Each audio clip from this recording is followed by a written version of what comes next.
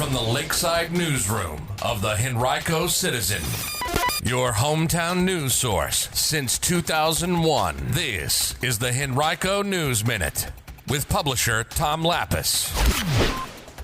New details about plans for bus rapid transit from Henrico through Richmond into Chesterfield. We'll tell you about that in today's Henrico News Minute. It's Monday, October 16th, 2023. It's brought to you today by Disco Sports. And now for the news. On Thursday, the GRTC Board of Directors voted to approve a path for a new north-south pulse bus rapid transit line that will run from Henrico into Chesterfield by way of the city of Richmond. Selection of the alignment was created in partnership with a consulting firm. It represents the culmination of a year of outreach and research and now establishes a corridor for further study for an expansion of GRTC's rapid transit network. The alignment will run from its northern terminus at the intersection of Azalea Avenue and Chamberlain Avenue in Henrico, south through Richmond across the Manchester Bridge to Hull Street, and then west along Midlothian Turnpike to its endpoint near Chesterfield Town Center. GRTC began its existing east-west pulse service in June of 2018. That's about a 7.5-mile route that includes 14 stops between Willow Lawn in Henrico's near West End and Rockets Landing in eastern Henrico. The service along that corridor offers stops every 10 minutes at each location between 6 a.m. and 7 p.m. on weekdays and slightly less frequently during a number of off-peak and weekend hours. The north-south route will provide similar service. Virginia's new budget makes significant investments in mental health services across the state, according to mental health advocates. Governor Glenn Youngkin signed the budget into law in early September. It allocates billions of dollars in surplus funds to be used for the remainder of the fiscal year, which ends in July. Many components of the funding for mental health reflect Youngkin's Right Help Right Now behavioral health plan, which emphasizes community-centered mental health care. The budget allocates $58 million from the general fund to expand and modernize the state's comprehensive crisis services system, which includes investment in crisis receiving centers and crisis stabilization units, as well as enhancements to existing sites.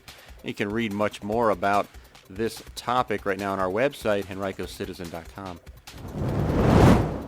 Thursday was the second straight day that TSA officials at Richmond International Airport prevented a traveler from bringing a loaded handgun onto a flight. That day it was a New Kent County man who was cited with a loaded gun just one day after a Glen Allen man had been stopped with one. The New Kent man had a 9mm handgun loaded with 5 bullets and 5 others packaged alongside. The penalty for trying to bring a gun onto a flight can include a fine of as high as $15,000. And we're getting closer to Election Day, and if you're interested in learning more about each of the school board candidates in Henrico, we've got you covered. We've run some question and answer segments with each one of them. We asked all of the candidates the same 12 questions, and we've published their answers on henricocitizen.com. On Friday, in case you missed it, the 2 Varina District school board candidates, incumbent Alicia Atkins and challenger Dominique Perval, answered those questions. And we also have responses from the 2 candidates who are running unopposed, both incumbents, Tuckahoe District's Marcy Shea and Christy Kinsella of the Brooklyn District. Last week we ran the responses from the 3 candidates in the Three Chop District and the 5 in the Fairfield District. You can now find all of those Q&As on our website, henricocitizen.com. Well, back in August, a 21-year-old Virginia Department of Corrections inmate escaped from Bon Secours St. Mary's Hospital in Henrico County while being watched by 2 officers. Nassim Rulek is still on the loose. Several months later, there's a $20,000 reward being offered for his capture, and the question had been, how was he able to escape? We now have the answer. The guards admitted that they were asleep at the time. It was about 5 a.m. on Sunday, August 12th. Both officers later resigned from their positions in order to avoid being terminated by the Department of Corrections.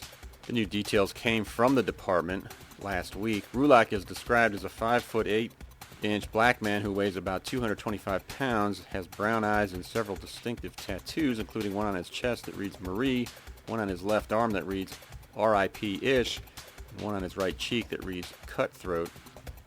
If you have any information about where he could be located, call the Department of Corrections Fugitive Line at 1-877-896-5764 or local police.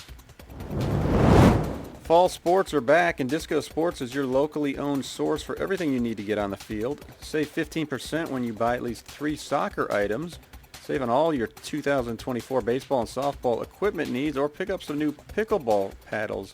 Visit discosports.com or just stop by 1400 Starling Drive just off Quioccasin Road next to BJ's. That's Disco Sports.